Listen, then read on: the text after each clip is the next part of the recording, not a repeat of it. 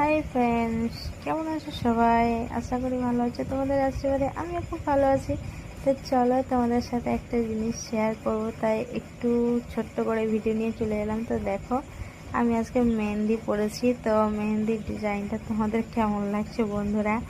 অনেক দিন পর মেহেন্দিটা পরলাম, প্রায় 2 বছর পর। কারণ আজ আমার ছেলের জন্য আমি মেহেন্দি পরিনি। তো আমি আজকে ইচ্ছে করেছে তাই মেহেন্দিটা পরলাম। তো তোমাদের কেমন লাগছে মেহেন্দির ডিজাইন? দেখো এই পাশটা দেখো, এই যে এটা পাশের অন্য ডিজাইন করেছি আর ওখানে অন্য ডিজাইন করেছি।